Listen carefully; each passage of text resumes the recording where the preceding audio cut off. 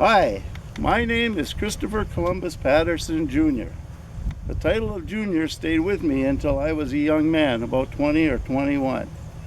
Now most people call me CC or Chris, or as most of the children in the neighborhood, they just call me Grandpa. I do tend to go by CC for my official business, but I really don't mind too much what you call me as long as you don't call me late for supper. First, I would like to tell you a little bit of my background. My grandfather was John C. Patterson, who came from Adair County, Kentucky, to Mason County, Illinois, with his wife, Jean Ramsey, who happened to have come from Virginia. They had a total of 10 kids. My father, Christopher Columbus Sr., who was born in 1828, being number 8. My father grew up and married his first wife, a woman by the name of Martha Lloyd, who was from Ohio. She passed away after having 3 children. My father, being a 4-year veteran of the Civil War, was given 160 acres of land in Nebraska by the government, with the stipulation that he and his family must be self-supporting for 3 years on that land. CC Sr. was a widower at the time with 3 small sons, the oldest being 4 or 5. He then met and married my mother, Mary Elizabeth Shipley, in December of 1875.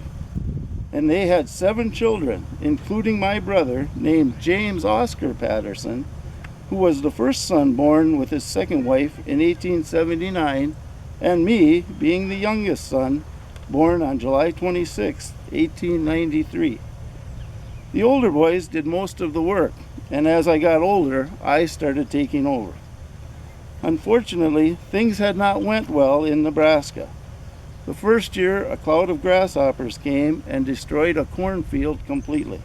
There was nothing left, not even a meal. Times got so bad that the government issued provisions to the family. I remember we got a buffalo robe, Indian tanned, as part of those provisions. Eventually, he went back to Illinois, where he continued to farm. Dad had an $8 a month pension from the war, which was later increased to $30 a month before he died. Because we kids were doing most of the farm work, schooling wasn't a priority. My last full year of school was when I was 9. I did go to school until I was 14, but I always took off in the fall to help with the harvest, and in February, I'd be back starting to plow the fields. I remember that another boy who was older and I had freshman subjects in my last year. The teacher had told us, "You get the books and I will teach you." We had algebra, civics, ancient history, and literature. Shakespeare was Greek to me, but algebra and I got along pretty well. And I had learned a lot of ancient history in Sunday school, so that didn't bother me either. My oldest full brother never went by the name of James. It was always Oscar. My father was 65 years old when I was born. Quite old for the time, and even old for having children nowadays. Unfortunately, my memories of him are of an old man.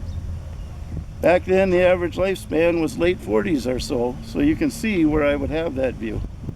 I had 3 brothers and 1 sister, and there were 2 sisters who were either born dead or died shortly after childbirth.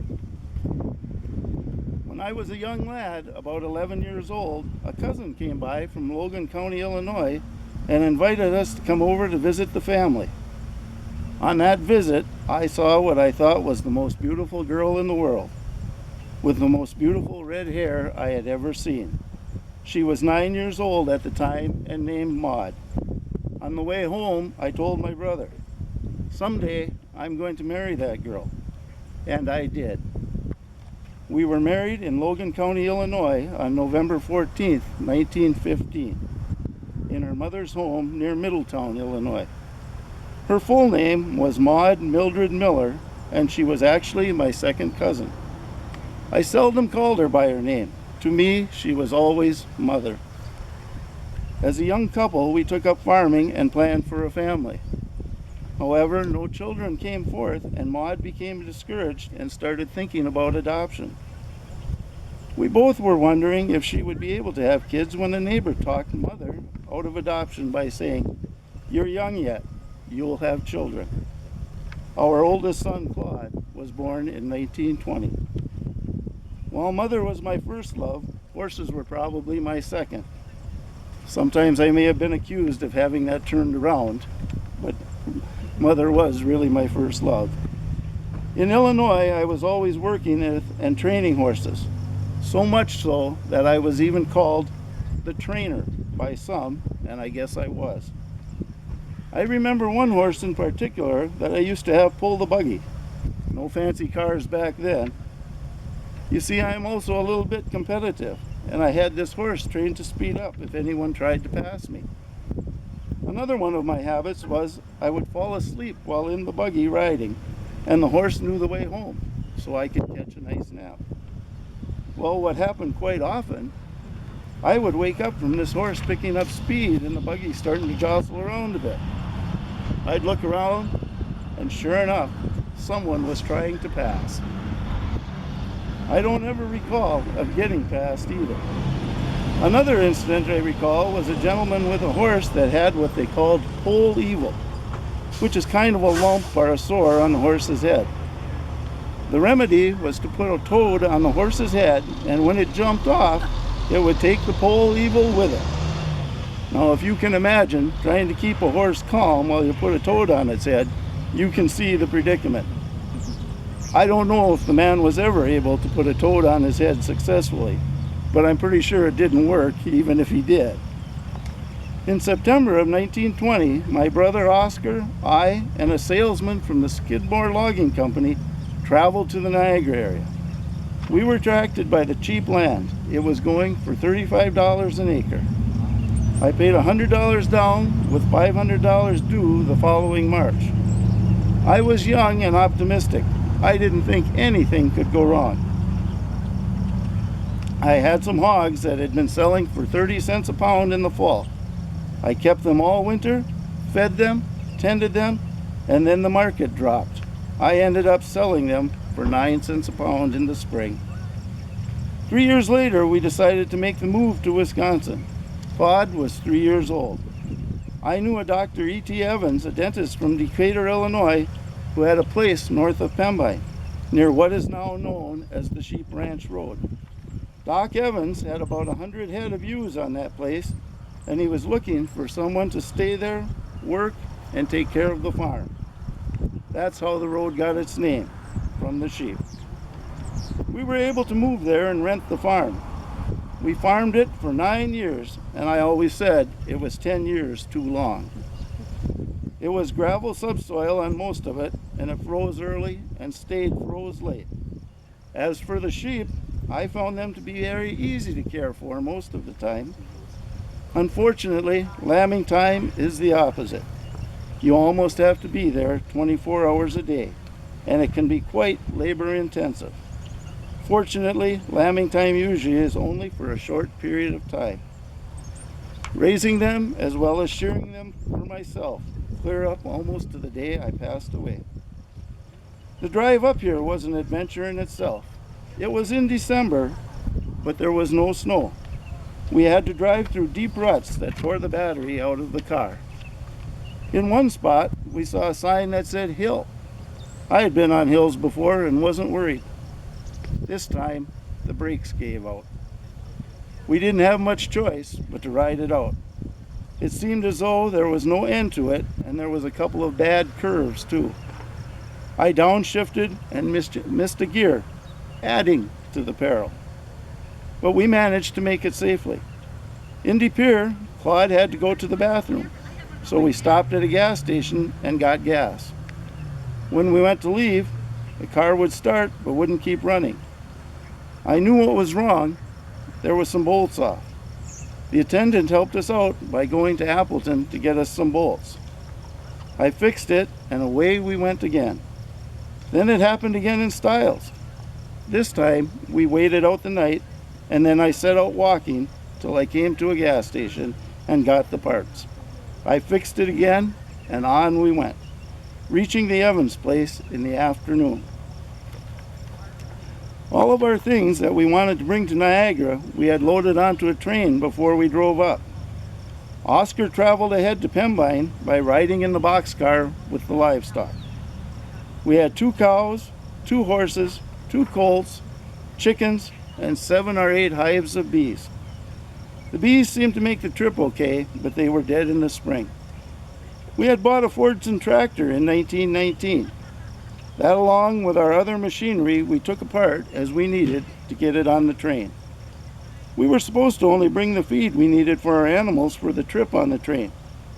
The railroad agent happened to be an old fossil of a man, and he said as long as he didn't see it go on, it was all right with him.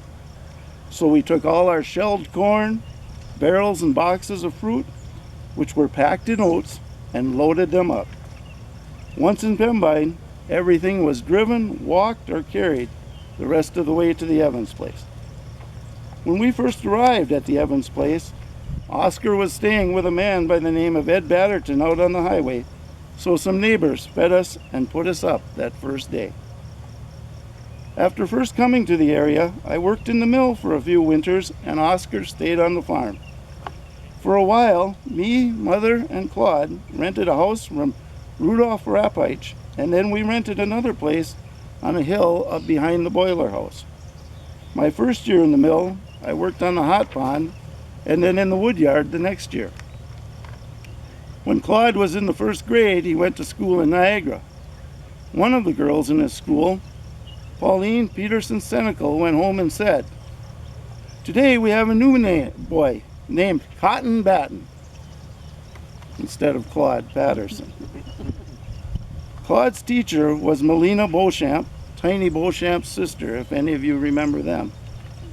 When we moved back to the Evans farm, Claude went to school in Pembine, and Mildred Jensen was his teacher. People have asked me if the officials at the mill minded that I just worked in the winter. Well, they didn't like it, but they were always hiring, and there was always someone coming and going. Back then, their main office was an old shack in front of the mill. I never minded the work, and the money was decent, but I wanted to be independent. I liked watching things grow like they did on the farm. Mother wasn't real happy when I finally stopped working at the mill altogether. In 1927, my youngest son, Herbert, was born. By this time, I had acquired 80 acres of land from the Skidmore Logging Company, and my brother Oscar had acquired another 80 acres right next to it. Eventually, in 1933, we moved to the property that is still in the family today. Before the move, I bought a house from the O'Callahan Mills, southwest of Loretto, for $25. I cut the house into sections and loaded it onto 2 hay wagons and used the Fordson tractor to pull them to Niagara, and then put the house back together. All of this was done without the benefit of the modern equipment we have today. Getting back to the move from the Doc Evans place to Niagara, I lost 3 of my best cows in the move. 1 mired down in the mud, 1 just disappeared, and 1 I really can't remember what happened to it. During the Depression, things were especially hard for us, but I always said, you had to survive, and I did whatever it took to survive. I can remember selling cows for a penny a pound. As you can imagine, it's hard to make a living that way. While farming was important to me, I have also done a number of other things in my life. Of course, as a politician, I was a good public speaker, which was another thing I won awards for, as well as giving a number of sermons on Sunday morning. One thing I haven't mentioned yet was all the farm work I did with a team of horses. The land here in Niagara was cleared using horses and the old Fordson at times, as well as a lot of my own toil and sweat. One thing that always kind of bothered me was the practice nowadays of taking fields and planting trees in them. I always felt, as hard as people had worked to clear the land, it was a real shame to plant it back into trees. There actually came a time when I didn't have any horses. Tractors could do so much more work efficiently around the farm, of course. I had sold the last 2 horses I owned in the late 40s for fox feed. But in 1968, 2 years after Mother passed away, I realized a dream and bought an American saddlebred colt. And his picture just fell over, but it's here if you want to look at it. And I was 80 years old at the time that was taken. And I wanted to raise him not just for breeding, but to be a gentleman's horse. I was 75 years old when I bought him. Now, a lot of you may think that it's too old to raise a trained stallion, and you wouldn't be alone in that thought. But I spent many hours working and training him, and when I had the lead, he was very well behaved, and I loved to show him off to anyone who wanted to see him. While I never kept count, I'm sure he sired over 50 foals in the area. And if there were any questions about his discipline, a number of people got to ride him, and he was always very well behaved. Oscar passed away in 1948 at the age of 69. Claude and his wife Evie would eventually live on this property for many years, raising 2 daughters of their own, and they happen to be here today. Well, 1 daughter and Evie. And now my great-grandson Ben and his family live there. I and Maude were married 51 years until she passed away in 1966 from cancer. To me, she was the most beautiful woman in the world. I truly feel that if I have amounted to anything, it is because of her. The people of Niagara felt I had amounted enough to nominate and elect me as Citizen of the Year in 1969. I also was given a plaque from the Fair Association that is inscribed Outstanding Fair Person Award, 1976, C.C. Patterson. I was also given a diamond ring from 4-H for being a leader for 50 years.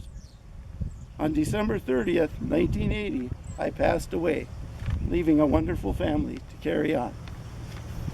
Thank you.